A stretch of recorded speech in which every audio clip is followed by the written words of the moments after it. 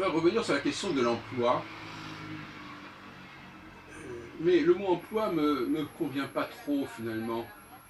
Je préférais parler de la question du travail et de celui qui donne du travail, qui fait travailler. Alors, employer, employer quelqu'un, ça peut effectivement signifier qu'on lui donne du travail, bien évidemment. Mais c'est restrictif. Vous allez comprendre pourquoi sémantiquement. Je disais dans une précédente vidéo que le créateur donne du travail. Que du travail, ce n'est pas simplement le travail salarié, c'est aussi le travail intellectuel, le travail physique. C'est vrai que je préfère le mot travail. Par exemple, le simple fait de manger est un travail. Et c'est lié à des fonctions. J'aime beaucoup aussi le mot fonction.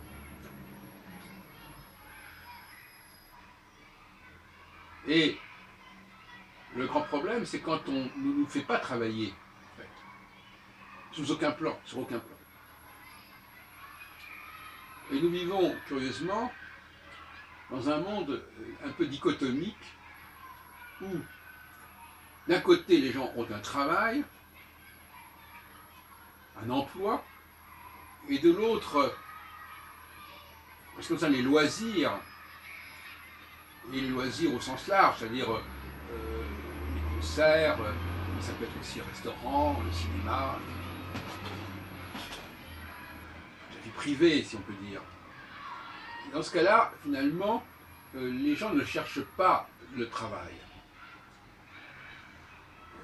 Un exemple classique, c'est par exemple quelqu'un qui ne ferait pas de sport, qui ne ferait pas travailler son corps. Or, il n'a pas d'obligation de faire travailler son corps, à moins d'avoir un métier qui l'implique, ce qui n'est pas nécessairement le cas.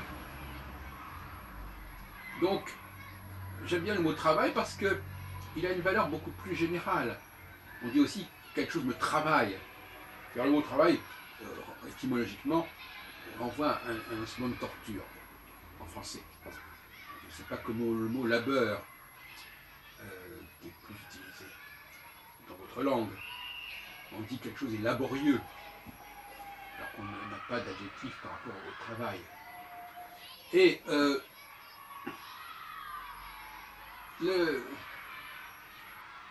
donc toute la question finalement sociale, c'est le travail. Si on désenclave le mot travail du champ purement professionnel. Et on peut dire que d'une certaine manière, c'est bien qu'on ait du travail, au sens large du terme. C'est bien qu'on ne reste pas inactif. Inactif, encore une fois, pas seulement dans le domaine professionnel, mais dans le domaine intellectuel, dans le domaine affectif, dans le domaine sexuel, etc. Et toute la question est celle de qui donne du travail. Alors, dans le domaine professionnel, ce sont par exemple les entrepreneurs qui créent de l'emploi, comme on dit.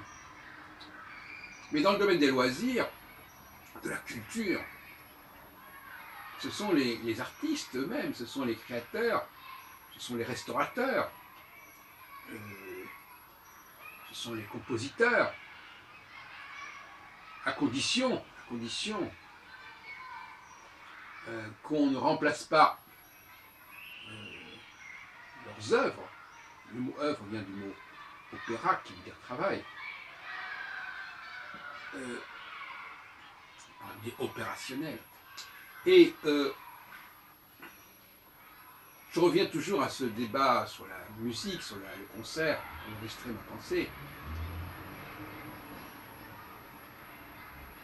Si l'on donne en spectacle des œuvres très connues, très référencées, très répertoriées, on ne fait pas travailler le public, il interprète d'ailleurs, de la même façon que si on donne des œuvres nouvelles, qui ouvrent de nouvelles perspectives, qui renouvellent le domaine, le champ, le genre. Est-ce que vous voyez ce que je veux dire? C'est-à-dire qu'il y a des œuvres qui nous font moins travailler que d'autres.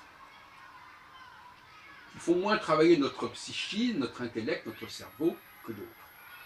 De même que certaines nourritures ne mobilisent pas, ne font pas travailler autant notre corps, notre appareil digestif notamment, que d'autres. Je pense par exemple que le travail nécessaire, et quand je dis travail, c'est aussi par exemple le rôle des dents, le rôle de tout l'appareil digestif, ça commence déjà à la bouche. Le travail nécessaire pour digérer, pour absorber un fruit comme la pomme ou une viande comme un steak n'est pas le même que pour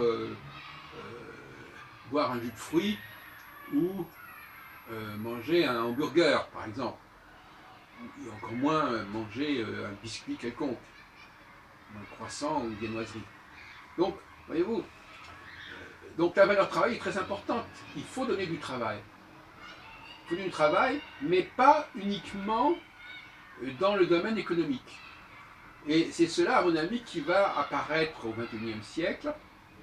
C'est-à-dire que ce que la société nous doit au peuple, ce n'est pas uniquement un emploi au sens de quelque chose qui serait rémunéré. Non, c'est un emploi des facultés, un emploi des dispositions, un emploi des fonctions de notre corps au sens large, c'est-à-dire aussi bien notre cerveau que nos jambes, que nos pieds, que notre estomac, etc. Il faut élargir le mot travail et s'apercevoir que finalement, le travail rémunéré n'est qu'un cas particulier de la problématique du travail.